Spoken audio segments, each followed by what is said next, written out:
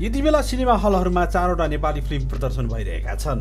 कार्तिक 14 गते रिलिज भएको परानको व्यापारिक गति प्रदर्शनको चौथो सातासम्म पनि सुस्त भएको छैन। यस्तै असोज 31 गते रिलिज भएको जेरी अन टप अझै प्रदर्शनरत छ। त्यस्तै कार्तिक 21 गते रिलिज भएका जारी 2 र मनबिनाको धनले पनि आफ्नो कमाई बढाउँदै रहेका छन्। प्रदर्शनरत फिल्महरूमध्ये सबैभन्दा राम्रो व्यापार परानको छ। चलचित्र विकास बोर्डका अनुसार यो फिल्मले मङ्सिर 6 गतेसम्म 14 करोड 16,51,000 रुपियाँ ग्रस कलेक्सन गरिसकेको छ। दीपक आचार्य निर्देशित यो फिल्म वर्ष 2082कै सर्वाधिक कमाई गर्ने फिल्म समेत बनेको छ। यस्तै सुयोग गुरुङको निर्देशनमा बनेको जेरी अन टपले मङ्सिर 6 गतेसम्म 12 करोड 19,94,000 रुपियाँ कमाएको छ। उपेन्द्र सुब्बा निर्देशित जारी 2 को कमाई पनि 6 करोडको हाराहारीमा पुगेको छ। फिल्मले गत शनिबारसम्म 5 करोड 89 लाख रुपियाँ कमाई गरेको थियो। टङ्क बुढाथोकी निर्देशित फिल्म मनबिनाको धनले पनि बक्स अफिसमा सुखद नतिजा ल्याएको छ। यो फिल्मले 3 करोड 40,36,000 रुपियाँ भन्दा माथिको व्यापार गरेको छ। शनिबार यताको बक्स अफिस कलेक्सन भने सार्वजनिक हुन बाँकी छ।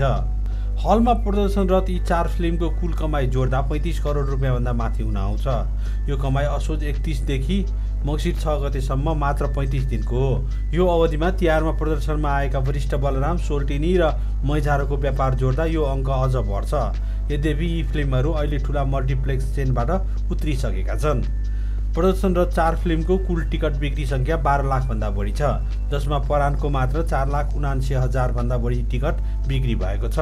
गत शनिबारसम्मको विवरण अनुसार जेरी अन टपको 3,89,000, जारी 2 को 1,95,000 र मनबिनाको धनको 1,28,000 भन्दा बढी टिकट बिक्री भएको चलचित्र विकास बोर्डको विवरणमा उल्लेख छ। यस वर्ष दशैँ र तिहार जस्ता ठुला चाडपर्वमा रिलिज भएका फिल्महरूले अपेक्षित व्यापार गर्न सकेनन्। बरु चाडपर्व नपारेर रिलिज भएका फिल्मले बक्स अफिसमा राम्रो नतिजा देखाए। दशैँमा बलिदान, हरिबहादुरको जुत्ता र माइतीघर रिलिज भएका थिए भने तिहारमा रिलिज भएका फिल्मको व्यापार अझै झनै कमजोर देखियो। तिहारको अवसर पारेर कार्तिक 6 गते वरिष्ठ बलराम र सोल्टेनी तथा कार्तिक 7 गते मैझारो रिलिज भएका थिए।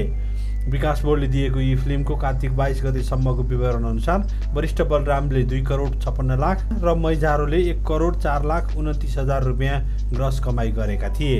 सोल्टिनीको कमाई भने निकै निराशाजनक रह्यो। उक्त फिल्मले मात्र 29,05,000 रुपियाँ ग्रस कमाई गर्यो।